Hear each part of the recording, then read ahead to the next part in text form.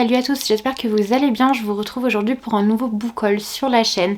Je ne vais pas vous montrer tout ce que je me suis procuré depuis la dernière vidéo puisqu'il y a beaucoup de mangas et comme d'habitude je vous inviterai, si cela vous intéresse, à me le mentionner en commentaire puisque je ne vous montre pas tout concernant les mangas parce que j'imagine que tout ne vous intéresse pas nécessairement. J'essaie vraiment de centraliser, je dirais, mes propos concernant les mangas sur les choses que j'aime beaucoup ou que je reçois en service presse.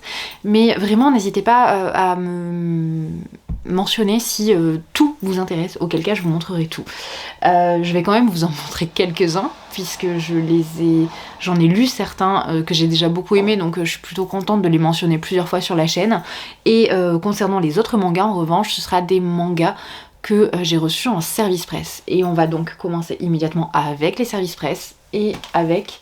allez, on va commencer par celui-ci, Tata de Valérie Perrin, qui est publié chez les éditions Albin Michel, qui est un bon bébé. Alors, Colette est remorte, ce mot n'existe nulle part, remourir ça n'existe pas. Colette était une femme sans histoire, c'est du moins ce que l'on croyait jusqu'au jour où sa nièce apprend son décès par un appel de la police.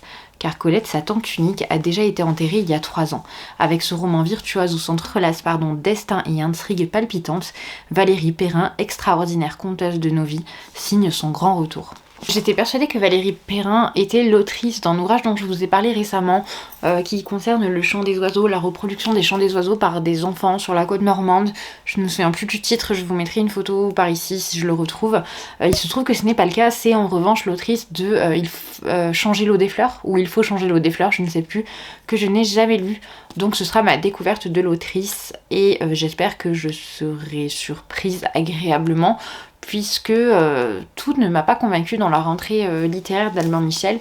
Mais voilà, celui-ci, j'étais curieuse de le découvrir pour son résumé, mais aussi donc pour l'autrice, même si, encore une fois, comme je vous le dis, j'étais convaincue que c'était l'autrice de ce fameux ouvrage que je n'avais pas beaucoup aimé, mais je n'aime pas figer mon avis sur un seul ouvrage, je trouve ça un petit peu dommage. D'ailleurs, très souvent, ça m'a donné tort lorsque je me suis braquée sur un auteur alors que je n'avais lu qu'une ou deux de ses œuvres. Mais bon, c'est pas grave, ce sera la découverte d'une nouvelle autrice, donc rien à voir avec ce que je pensais finalement. Je poursuis dans les services presse avec, alors je ne sais pas si on va bien voir, Histoire de l'art au féminin. D'ailleurs je suis désolée, la luminosité n'est pas terrible, mais j'ai dû compenser le sale temps que nous avons depuis 2 jours par de multiples éclairages, donc j'espère que vous ne serez pas ni éblouis, ni que l'image sera trop sombre. L'histoire de l'art au féminin de Marion Augustin et Sarah Colaone, c'est publié chez les éditions Casterman et c'est un petit ouvrage comme ceci qui se présente sous forme de BD et qui va donc nous narrer l'existence de plusieurs femmes qui ont marqué l'histoire de l'art majoritairement. Et seulement l'histoire de l'art, pardon. Et ça, je pense que ça va être très sympathique et je pense qu'une fois qu'il sera lu, il ira donc dans la classe. Ensuite, je continue avec celui-ci, Le meilleur de tous les papas, de Peter Horn et Jessica Meserve, publié chez Didier Jeunesse. C'est un petit ouvrage comme ceci, ouvrage donc vraiment jeunesse pour le coup, qui est très mignon, qui aborde donc les thématiques, qui aborde la thématique de la paternité, mais donc du point de vue des animaux. Ce qui est intéressant, c'est que pour les enfants, donc c'est vraiment pour les tout petits, pour les enfants, ça fait écho à ce que font les animaux. Voilà, vous avez toute une partie, vous avez une mention de l'araignée par exemple, où on vous dit que le papa araignée va aider son petit à tisser sa toile, etc., etc. C'est très mignon, c'est très touchant. Les illustrations sont, comme vous avez pu le voir, extrêmement douce, extrêmement doudou. C'est vraiment un joli petit album que j'ai beaucoup aimé, mais je vous en parlerai plus en détail dans un point lecture. Je poursuis avec Le tablier de Tomo qui ne paye pas de mine, comme ça on dirait un petit ouvrage jeunesse. C'est un petit ouvrage jeunesse, mais qui aborde la thématique du deuil puisque Tomo va perdre son grand-père. Il est passionné de cuisine, son grand-père va lui offrir un joli tablier, il va constituer un petit peu ses recettes de cuisine à partir du patrimoine, je dirais, culturel, culinaire de la famille. Et la perte de ce grand-père, ça va bouleverser beaucoup de choses. Mais Tomo va mener son rêve à bien de devenir cuisinier. C'est très joli, c'est très doux aussi. On est dans la campagne japonaise avec ces liens familiaux qui sont très forts, mais aussi avec cette culture, cette croyance de la vie après la mort. Donc on a cette espèce de, je dirais, de continuité, de vision de la continuité de l'autre, de l'être qu'on aime par soi lorsqu'on reste vivant. Et c'est vraiment très très bien traité dans Tomo. Je trouve que c'est un ouvrage pareil qui est très qualitatif. Je n'avais plus de place sur ma carte mémoire, j'espère que ça ira pour la suite. Qu'est-ce que j'ai reçu encore en service presse? Alors attendez, parce que je n'ai pas beaucoup organisé les choses, je dois le reconnaître. J'ai reçu de la part des éditions Casterman ce très bel ouvrage qui est donc l'édition reliée de l'année de grâce, qui est un titre dont je vous avais parlé il y a maintenant 3 ans je pense, c'est-à-dire lors de sa sortie, peut-être 4 même. Donc c'est de Kim Liggett et personnellement j'avais beaucoup aimé cet ouvrage, même si j'avais été un petit peu déçue par la fin. C'est un ouvrage qui traite de thématiques très importantes, une espèce de quête initiatique de jeunes filles donc qui vivent dans un village isolé, la tradition étant qu'à l'âge de 16 ans, elles sont envoyées dans une espèce de domaine hors du village, dans lequel elles doivent quelque part se purger en quelque sorte. Alors il se trouve que ça tombe aussi en adéquation avec le moment de la puberté, le moment où on va dire que leur caractère je sais pas, le développement de leur féminité, je dirais, est le plus visible pour les hommes. En gros, c'est assez compliqué à décrire.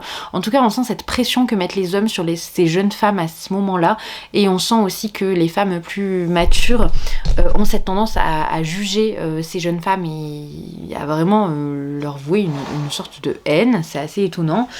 Bref, et on a donc cette quête initiatique, ce parcours initiatique qui est nécessaire, qui est donc de survivre. Donc dans cette espèce de groupe, elles vont vivre exclusivement entre elles, afin que donc les hommes ne soient pas tentés par ce qu'on appelle, alors du coup pour les aider, même si finalement il n'y a rien de mystique et de fantastique dans cet ouvrage, voilà, on va parler de leur magie, de ce que dégage un petit peu leur peau, leur jeunesse, leurs cheveux, leur beauté. Bref, c'est un ouvrage engagé, hein, clairement. Après voilà, vraiment la fin reste discutable. Je pense que c'est pour cette raison que pas mal de personnes ont été un peu plus sceptiques que moi. Mais honnêtement, pour l'ensemble de l'ouvrage, ce qu'il représente, le public qui cible, et au vu, je dirais, des ouvrages du même acabit qui sont proposés, je le trouve très qualitatif, et ça n'a pas changé malgré les années. Je pense qu'il mériterait bien évidemment relecture, puisque je l'avais mis dans mes coups de cœur même l'année de sa lecture, mais voilà, je pense que je reviendrai pas forcément là-dessus, parce que ce que j'ai lu sur la thématique, je dirais, du féminisme, de la jeunesse, de la jalousie entre femmes, de l'incidence du patriarcat sur le rapport entre les femmes depuis en littérature young adulte, c'était pas beaucoup mieux. Donc je ne pense pas, voilà, qu'il y ait une dégringolade faramineuse de l'année de grâce dans le classement des lectures que j'ai pu aimer sur cette thématique en littérature young adulte. Ensuite, en service presse, toujours donc de la part des éditions Bayard, j'ai reçu Agence Perdito, qui est le nouvel ouvrage de Victor Dixon. C'est publié en jeunesse. Alors j'ai fait n'importe quoi quand je l'ai refermé. Je sais pas si je vais pouvoir vous montrer donc l'étendue de la beauté de cette box. Voilà, donc vous l'ouvrez comme ceci. Alors ici, voilà, normalement c'est... Je vous montrerai à la fin comment on la referme. Bref, quand vous ouvrez, vous avez donc ceci. Ici, on a un jeu boutine, le meilleur de la lecture ado. Donc ça va aller direct dans la classe. Ça fera un magazine supplémentaire. Je ne l'ai pas encore feuilleté. Je vois ici que ça parle de Star Wars. Il y a une interview de Christelle Dabos. Qu'est-ce qu'on a d'autre? On a... une petite BD, on a une interview de Victor Dixon aussi, on a des papiers qui tombent, je crois que c'est un poster, j'imagine que c'est un poster de l'agence Perdito aussi, on va regarder ça. Ouais, c'est ça, c'est un poster donc de l'agence Perdito. Je commence à avoir du mal à jongler avec autant de choses dans les mains. Voilà, hop, donc ça c'est fait. Et ensuite, nous avons un petit carnet de notes qui va aussi aller dans ma classe, voilà. Ensuite, on a... alors ça, qu'est-ce que c'est? C'est un pendule, je crois. Voilà. Un petit pendule. Ici, on a un badge à l'effigie, donc toujours de l'agence Perdito. Et enfin, nous avons l'ouvrage qui est un ouvrage relié. Donc ce coffret, c'est un coffret presse. Je pense pas qu'il soit achetable. Mais je pense que vous pouvez trouver le magazine, par exemple, en presse sans problème. Le reste, je sais pas trop. L'ouvrage, il est comme ceci. Vous avez donc déjà ce page qui est là, qui est vraiment très élégant. Je vous le montre, il est très très beau. Avec ces jolies couleurs là, cette espèce de bleu vert. Je ne sais pas de quoi parle ce livre, donc on va le découvrir ensemble. Chaque jour, des objets et des gens disparaissent. Vous les pensez perdus, ils ont été volés par les créatures venues dans notre monde pour arracher des morceaux du nôtre. Les croque-mitaines. La vie de Lucie bascule quand sa mère disparaît mystérieusement. La jeune orpheline en est réduite à voler dans les trains de New York pour subsister. Jusqu'au jour où elle fait la connaissance de Rita Perdito, une femme entourée de secrets, qui lui propose de rejoindre son agence de retrouvage. Lucie découvre qu'elle fait partie d'une caste en voie de disparition, les retrouveurs, qui ont le pouvoir de pénétrer dans les oubliettes pour en rapporter les objets, les personnes et les souvenirs perdus. Persuadée que sa mère a été enlevée par un croque-mitaine, Lucie se lance à sa recherche. Mais à mesure que s'éteignent les derniers retrouveurs, les croque-mitaines gagnent en puissance et préparent leur effroyable revanche contre la surface. Voilà, donc c'est un ouvrage jeunesse, on n'est pas dans du young adulte, c'est vrai que jusque là je dirais que le registre de prédilection de Victor Dixon c'était tout ce qui était plus orienté science-fiction, fantasy, young adulte, comme on a pu le voir avec Phobos ou avec Vampiria. Là on est vraiment dans de la jeunesse, et d'ailleurs c'est publié chez Bayard Jeunesse. Voilà. Je pense que je vous ai tout dit sur l'ouvrage et que je vous ai montré tout ce qui était à l'intérieur. Alors évidemment, il y avait un communiqué de presse qui est ici aussi, quelques petits... Bon, après, il y a des choses voilà, que moi, je mets un petit peu partout parce que je fais n'importe quoi quand je range. Ici, il y a une invitation. Alors, c'est une invitation, j'imagine, à découvrir... Ah non, pardon.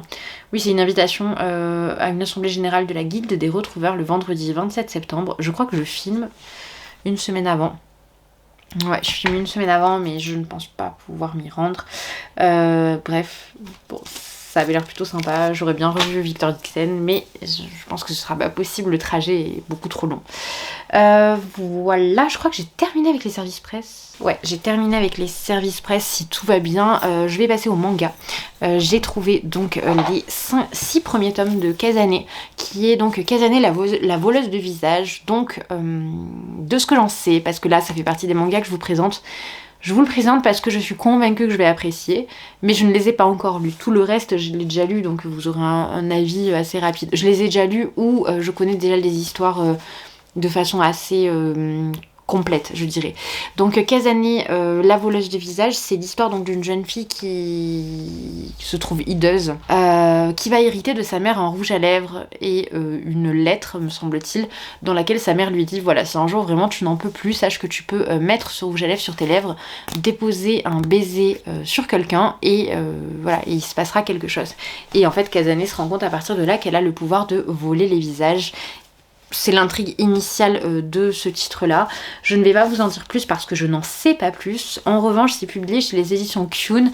De façon générale, j'aime beaucoup ce qu'ils proposent. Après, évidemment, je suis un petit peu orientée parce qu'en ce moment, comme je lis toute l'œuvre de Shuzo Oshimi et que tout est publié chez eux quasiment, et forcément, voilà, en ce moment j'ai une affection pour Kyun assez débordante. Et puis ils ont aussi des sagas beaucoup plus connues, je dirais, type, je pense à Jujutsu par exemple. Voilà, je pense que j'ai pas besoin de vous présenter la chose, mais c'est vrai que de façon générale, je fais confiance à cette maison d'édition.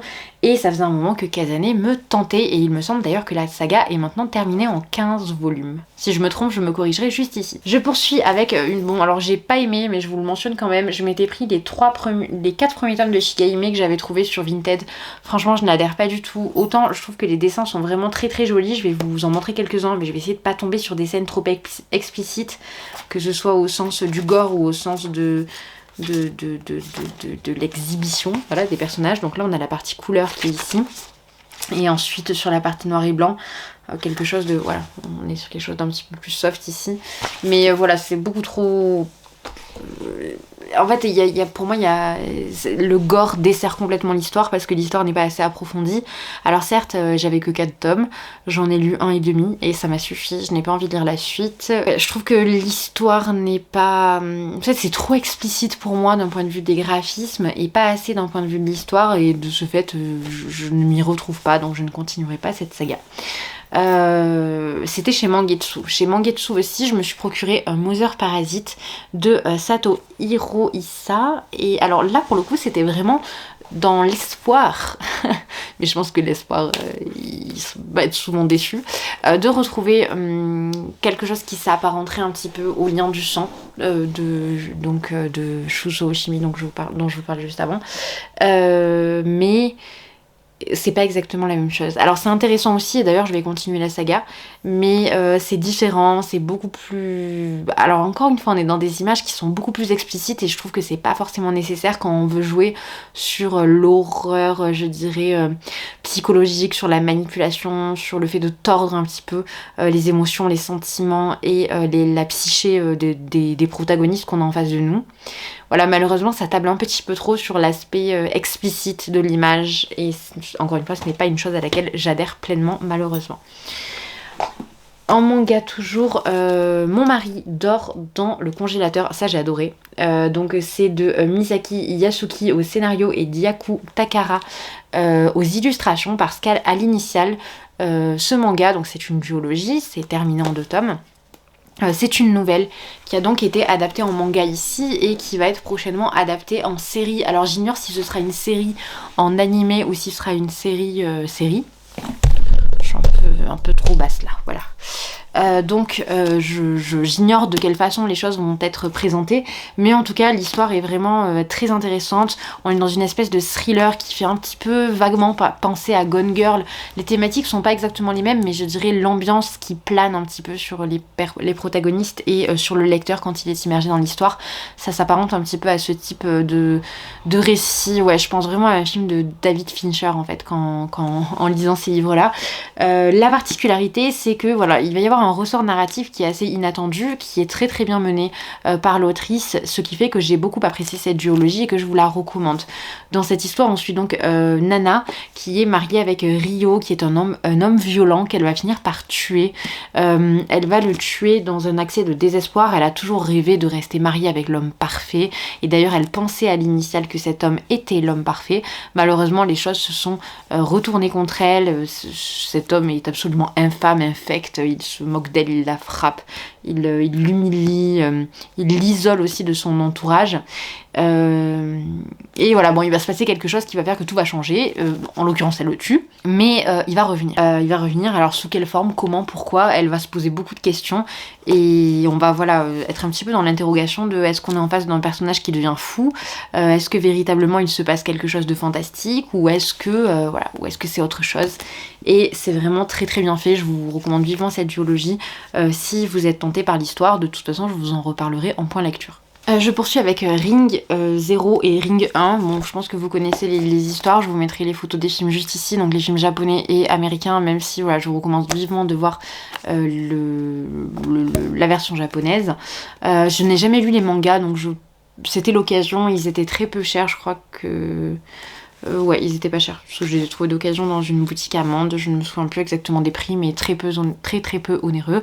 Et donc ici, vous savez, c'est cette fameuse histoire avec cette vidéo que vous ne devez pas voir, et si vous la regardez, vous mourrez dans les 7 jours. Voilà, je pense que vous connaissez cette mythologie. Elle a été traitée, retraitée et reprise par beaucoup de films du cinéma d'horreur, et notamment par Ring, The Ring, bref, voilà, je vous mets toutes les déclinaisons juste ici. Je vais peut-être enfin pouvoir vous parler de façon un peu plus éloquente, puisque depuis tout à l'heure j'étais focalisée sur l'absence d'espace sur ma carte mémoire, mais j'ai réussi à régler le problème. Donc maintenant je pense que je vais pouvoir considérer les choses différemment et vous présenter décemment les ouvrages. J'espère en tout cas. Je termine avec les mangas, donc il m'en reste 3. Le premier c'est, alors je vous montre un seul tome, mais ce sont bel et bien les 11 tomes que j'ai réceptionnés et lus. Je les ai trouvés sur Vinted pour 35 € je crois. Donc c'est du fameux Shuzo Oshimi dont je vous ai parlé plusieurs fois depuis le début de la vidéo, et c'est donc Les Fleurs du Mal, bien évidemment le titre de l'œuvre fait référence directe au recueil de poèmes de Charles Baudelaire du même nom, et les références aux poètes sont très très nombreuses dans le manga. C'est en ça que c'est un manga que je dirais plus intellectuel entre gros guillemets, pour tous ceux qui sont, je dirais, un petit peu frileux à l'idée de se plonger dans les ouvrages graphiques parce qu'ils ont peur du manque de consistance ou des schémas trop répétitifs. Je vous invite vivement à vous tourner vers Shuzo Oshimi, mais je compte de toute façon lui faire une vidéo dédiée, même si ça fait partie des nombreux projets que j'espère mener à bien. Je vous parlerai d'une part des Fleurs du Mal et d'autre part des Liens du Sang, parce que je pense que les deux séries sont tout aussi qualitatives bien que différentes. Ici, pour moi, on est vraiment dans du très très haut en matière de manga, du très très haut même en matière d'histoire tout court.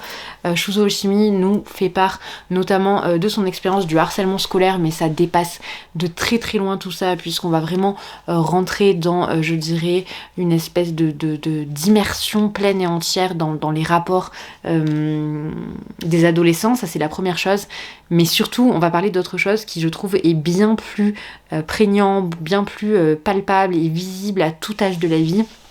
C'est cette question un petit peu de trouver ce qui nous entoure finalement assez insipide et d'être insatisfait. Voilà, ce manga il traite aussi de ça et il le fait merveilleusement bien avec beaucoup de poésie, avec beaucoup de références littéraires tout aussi bien françaises que japonaises et ça c'est super.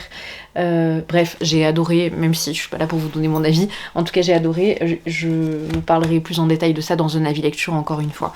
Le tome 2 de Ranking of King, je l'ai pris parce que comme vous pouvez le voir, il était à 3,50€. J'avais adoré le premier tome lorsque les éditions Kyun me l'avaient fait parvenir, mais je n'ai jamais continué ma découverte de cette histoire. Je pense que je me plongerai dans l'animé rapidement parce qu'il y a seulement une saison et j'aime beaucoup, voilà, j'ai beaucoup aimé cette histoire, j'étais très attachée au petit protagoniste, donc Boji, qui est un enfant qui ne parle pas, qui est instrumentalisé, et finalement ce qui était très intéressant dans le tome 1, j'espère que ça se poursuivra dans le tome 2 et dans les autres tomes, c'est le fait que les choses ne sont pas visiblement manichéennes, au sens où on n'arrive pas directement à savoir qui sont les gentils, qui sont les méchants, et d'ailleurs si véritablement il y a des gentils et des méchants, ça c'est plutôt cool. Ensuite, alors un manga qui me tentait depuis que je l'avais vu en coup de cœur chez Momi Manga à Clermont-Ferrand et même dont j'avais entendu pas mal de bien, c'est Glouton et Dragon, le premier tome de Ryoko Kui. Et c'est vrai que bon, comme ça paye pas de mine et c'est publié chez Casterman, pardon. Et c'est vrai que j'avais cette appréhension de me retrouver encore face à quelque chose qui reprend les codes du MMORPG ou du RPG et qui en fait un petit peu n'importe quoi, ou même du jeu de rôle, pardon. Et qui en fait un petit peu n'importe quoi, qui se l'approprie juste pour surfer sur une espèce de vague qui va bien avec l'univers manga actuellement. Mais pas du tout, apparemment c'est un ouvrage qui est vraiment très complet et très bien pensé. Donc voilà, là c'est pareil, je l'ai trouvé au prix de 3€. Vous voyez que j'adore le travail sur la 4e de couverture. Donc on va dire ensemble le résumé parce que je ne le connais pas en détail. Votre équipe d'aventuriers affamés se retrouve privée de provisions en pleine exploration d'un donjon infesté de monstres. Dépêchez-vous, l'un de vos compagnons vient d'être dévoré par un dragon. Quand le monstre l'aura entièrement digéré, vous ne pourrez plus le ressusciter. Et si la réponse était là sous vos yeux, pleine de griffes ou de crocs, de poils ou d'écailles, de tentacules ou de pinces, mais appétissante non. Glouton et Dragon, le manga qui invente la gastronomique fantasy. Voilà. Alors ça c'est quelque chose que je vois beaucoup en ce moment d'ailleurs dans le manga. Je vois beaucoup popper comme ça des ouvrages qui vont parler, là par exemple récemment j'ai vu quelque chose, alors je me souviens plus du nom, je vous le mettrai là, c'est Burger quelque chose, j'en ai vu un sur les pizzas, enfin bref, j'ai vu plein de mangas en ce moment qui parlent de bouffe, alors je sais pas ce que c'est que cet essor et cette effervescence, mais voilà, ça a l'air rigolo, ça c'est dans cette vague là, mais je pense qu'il y a aussi toute une part de second degré aussi, peut-être beaucoup plus présente que dans les mangas que je mentionnais juste avant, que je ne connais pas et que je n'ai pas lu, qui ont certes une dimension humoristique, mais là la dimension humoristique elle est appuyée et on garde cet univers de fantasy que moi j'aime bien. J'ai terminé avec les mangas, je vais vous présenter 2 ouvrages que j'ai trouvés hier en me promenant, donc enfin en me promenant mais indirectement, j'y étais allée pour ça. Il y avait dans mon village la fête des sports et la médiathèque a choisi donc de vider ses rayons à ce moment-là également. Donc il y avait, je crois, 1200 ouvrages à disposition. Malheureusement, je n'ai pas trouvé grand-chose, mais j'ai trouvé ces 2 titres. J'espère que la luminosité n'est pas trop craignos, que c'est pas trop dérangeant pour vous. Je vois pas trop bien, moi, mais j'espère que ça ira. Je suis plus trop sûre de la lumière naturelle, on est entre les deux, donc j'espère que ça ira. Bref, pardon. Donc le premier, c'est L'Inachevé de Anne Walter, qui est publié chez Actes Sud. Donc c'est un ouvrage qui va parler de la guerre, je n'en sais pas beaucoup plus, mais j'étais curieuse et j'avais entendu rapidement parler d'Anne Walter, j'étais curieuse de découvrir ce qu'elle faisait, donc je me le suis procuré. Et là, de Yumiri, jeu de famille, Donc vous voyez, il y a encore les étiquettes de la médiathèque, je peux pas les enlever. Yomiuri est représentatif de la nouvelle génération d'écrivains d'origine coréen vivant au Japon. Ils écrivent la rage au cœur, des œuvres tourmentées portées par les feux de la révolte. La cellule familiale où se nouent les contradictions de la vie est au cœur de ces romans. Dans Jeux de famille, c'est un père farfelu qui s'efforce de reconstituer maladroitement dans sa nouvelle maison la famille qu'il a contribué à briser par sa désinvolture. L'affrontement avec ses filles, tournant au psychodrame et trouvant son accomplissement dans la fuite d'une fillette au cours d'une nuit tourmentée comme un tableau de Van Gogh. Voilà, je trouvais que ça avait l'air intéressant, donc je me le suis procuré. Celui-là, j'avais prévu de le prendre, donc dès que je tombais dessus, c'est Libération, donc c'est la saga Les Voyageurs de Becky Chambers. C'est le seul tome qui me manquait en relié, donc évidemment je me le suis procuré. C'est publié chez les éditions La Talente, c'est hyper épuré, mais c'est franchement somptueux, très beau travail éditorial. Et j'aime beaucoup ce que fait Becky Chambers, je vous en parle systématiquement, donc je ne vais pas m'étendre sur le sujet. Et cet ouvrage-là, je suis tombée dessus au hasard, c'est le résumé qui m'a captée, et c'était assez amusant de voir que la vendeuse en fait s'était procuré cet ouvrage pour le lire elle-même, mais n'avait pas eu le temps de le faire et l'avait remis en rayon. Juillet a une sœur de 10 mois, son aînée, Septembre. Elles sont inséparables, mais Septembre peut se montrer terrifiante. Elle pousse Juillet à faire des choses qu'elle ne veut pas. Et comme hypnotisée par son regard noir, Juillet obéit. Depuis l'incident, tout a changé. Elles ont dû déménager avec leur mère loin d'Oxford, dans une étrange maison qui, si l'on tend bien l'oreille, semble animée d'une vie propre. Le sommeil y est impossible et les rêves sans fin. Tandis que les deux jeunes filles font leurs premiers pas dans le monde du désir et de la sexualité, l'atmosphère s'épaissit, les rivalités s'exacerbent, un vent de violence se lève. Voilà, je trouvais que ça avait l'air très intéressant, donc c'est pour cette raison que je me le suis procuré. Mais je n'en ai jamais entendu parler, donc nous verrons bien ce que ça donne. Et ensuite, je passe maintenant aux ouvrages d'occasion que j'ai pu trouver. Alors... Là, il y a un peu de tout et il y a un petit peu de toutes les périodes, parce qu'il y a des choses que j'ai achetées à Montpellier, donc il y a maintenant 3 semaines, je dirais. Il y a des choses que j'ai achetées à Clermont il y a 2 semaines. Ouais, il y a un petit peu de tout, donc je suis désolée, ça va être un petit peu éclaté, quoi. Je vais pas réussir à tout localiser, forcément. Par contre, celui-là, Le Bleu de la Nuit, je l'ai commandé sur Vinted, c'est une certitude. C'est un ouvrage de Joanne Didion qui parle donc de la mort de sa fille. Elle l'écrit après donc l'écriture de l'année de la pensée magique, puisque en 1 année et demie, Joanne Didion perd tout à la fois sa fille et son époux. Donc déjà dans l'année de la pensée magique, elle parlait beaucoup de la maladie de sa fille, donc qui souffrait d'une pneumonie qui avait dégénéré et qu'on ne parvenait pas à soigner. Et Le Bleu de la Nuit, c'est donc l'histoire de ce deuil, de cette perte qui arrive donc très peu de temps après la perte de son époux. Je voulais absolument lire ce livre puisque à la suite de l'année de la pensée magique, j'avais fait quelques recherches sur Joanne Didion et j'étais tombée sur la page Wikipédia de sa fille, donc qui parlait justement de qui énonçait la date de son décès, et je m'étais dit mais waouh, enfin incroyable comme elle peut être visionnaire dans l'année de la pensée magique, où elle se met vraiment dans la position de la mère qui est aussi en train de perdre son enfant, et en même temps quelle horreur les sentiments de cette femme, la pauvre, de perdre absolument tout ce qu'elle aime, tout ce qu'elle a pu créer. Bref, enfin en tout cas je suis impatiente de lire ce livre-là. Un livre que je n'étais pas sûre de vouloir lire, mais comme je l'ai trouvé d'occasion, je me suis dit pourquoi pas, de Camille Kouchner, La Familia Grande, donc j'ai trouvé d'occasion. C'est un livre qui a fait un gros boom dans la sphère médiatique et plus généralement je dirais dans les classes un petit peu aisées françaises, je sais pas comment m'exprimer parce que j'avoue que j'ai pas beaucoup suivi non plus les retentissements de ce titre. J'ai simplement vu qu'il avait été assez mal reçu parce que donc Camille Kouchner parle à l'intérieur de ce récit des abus que son frère a subis durant son enfance au sein de sa famille. Je n'en sais pas beaucoup plus, donc je vous invite à vous renseigner si vous êtes curieux. Je ne voudrais pas dire n'importe quoi, donc voilà. Renseignez-vous s'il vous tente, parce que tant que je ne l'aurai pas lu, je ne voudrais pas aborder des thématiques qui sont problématiques et qui sont complexes avec trop de détachement, trop de légèreté. Alors 2 ouvrages que je me suis procurés suite à la lecture du dernier ouvrage de Simone Veil paru chez les éditions Albert Michel, donc c'est la retranscription d'une conférence qu'elle avait fait, je crois que c'était à l'ENS, mais je ne suis plus sûre, enfin dans une grande école parisienne. J'ai eu envie de me replonger dans des récits mémoire. Donc en l'occurrence, j'ai pris Une jeunesse au temps de la Shoah que je n'ai jamais lu et Le journal d'Anne Frank. Je ne vous en dis pas beaucoup plus parce que je pense que là aussi vous connaissez ces titres-là. Cet ouvrage, je l'ai il me semble que je l'ai pris neuf chez Gilbert Joseph, mais non, j'ai trouvé d'occasion aussi, à Clermont. Et c'est vrai que j'étais très curieuse de lire Simone Weil parce que je découvrais, je l'ai déjà entendu parler sur des sujets, je trouve qu'elle a beaucoup d'éloquence, elle est très claire, elle est très exigeante aussi dans sa façon d'exposer les choses. Mais c'est vrai que je ne l'ai pas lu à proprement parler, donc j'avais envie de découvrir ce titre. Et la thématique est très importante aussi. Je commence à avoir quand même pas mal de livres à lire sur cette thématique-là, avec une crainte quand même assez... Je suis désolée, j'ai fait crisser un livre. Avec une crainte quand même assez forte de me replonger dans ces titres-là, parce que je me rappelle vraiment...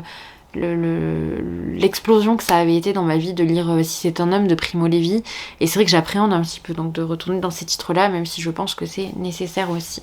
Je poursuis avec qu'est-ce que je pourrais... Alors on va faire les gros classiques, on va dire, comme ça c'est fait. Voilà, ça aussi je vais le mettre en gros classique. Ou non, ça va attendre, j'y viendrai juste après.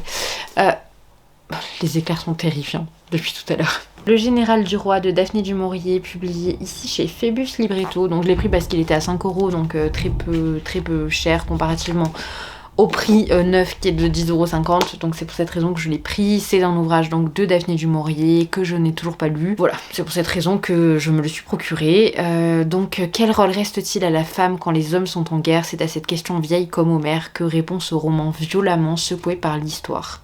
Nous sommes dans l'Angleterre du XVIIe siècle en pleine guerre civile. Un livre publié en 1945 qui est composé dans l'urgence au sortir d'une toute autre guerre. Soit une sorte de récit de cap et d'épée subtilement dévoyé, l'héroïne en est une femme et les hommes, même quand ils sont dans le bon camp, sont loin d'y avoir le beau rôle. Mieux ou pis, la jeune femme en question qui cultive un goût de la liberté, ignorant toute entrave, se trouve dès le début du livre et jusqu'à la fin de tout condamnée à l'immobilité d'un fauteuil d'infirme.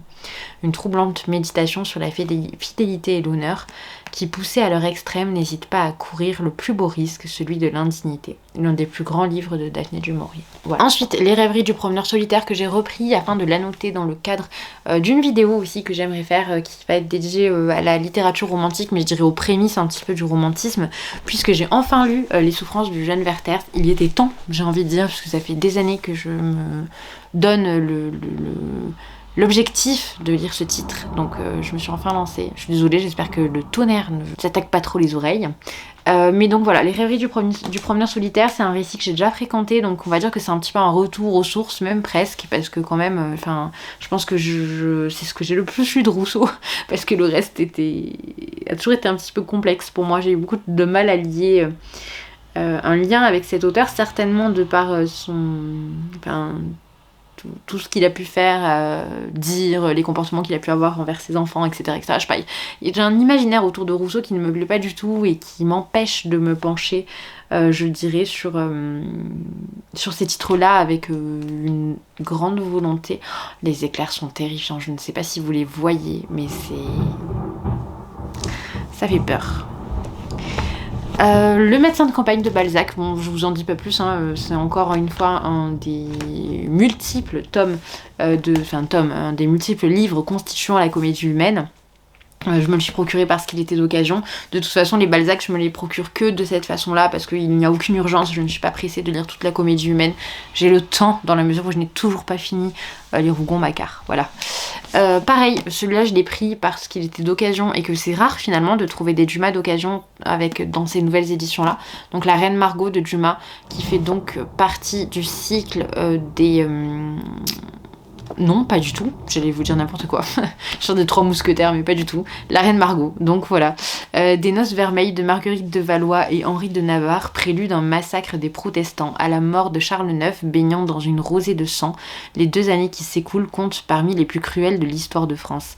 Guerre civile, de religion, lutte d'influence au sein de la famille royale, complot et assassinat politique forment la trame sombre sur laquelle se détache la figure de Margot.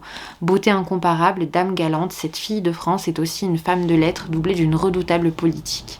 Marguerite est avant tout une Valoise, fille de roi, sœur de roi, femme de roi.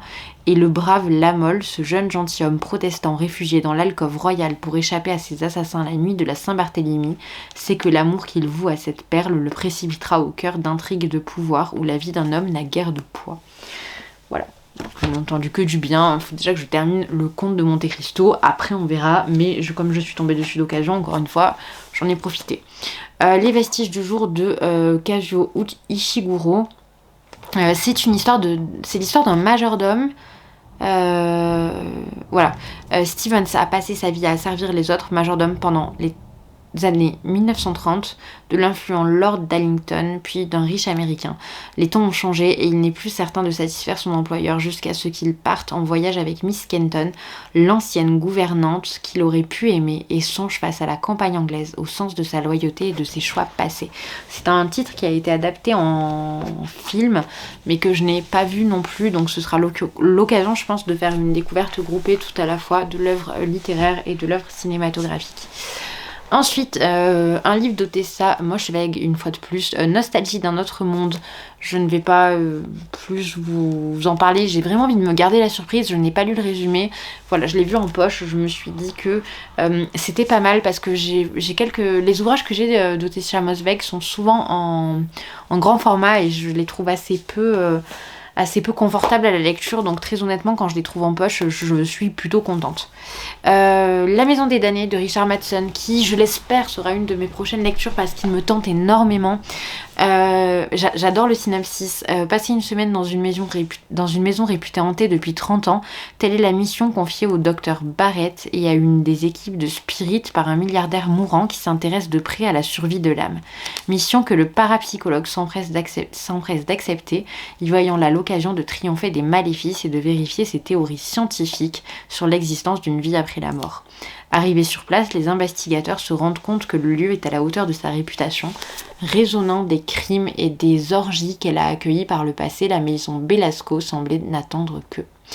C'est un livre qui a reçu de multiples prix, l'auteur est aussi très connu, majoritairement pour Je suis une légende, je pense que c'est son titre le plus connu. Bref, j'ai très envie de le lire, j'espère que je pourrai le sortir cet automne là. J'aimerais bien, je me suis donné plein d'impératifs pour cette période et au final je ne lis pas. Je lis beaucoup de mangas mais je lis très peu de romans, c'est assez dommage. Quand je lis des romans je suis contente ceci dit. Parce que j'ai quand même bien entamé le conte de Monte Cristo, c'est déjà pas mal mais je veux dire... j'aurais bien aimé, voilà, j'ai Sur les ossements des morts qui m'attend, j'en ai quelques-uns quand même qui m'attendent, qui me font très envie.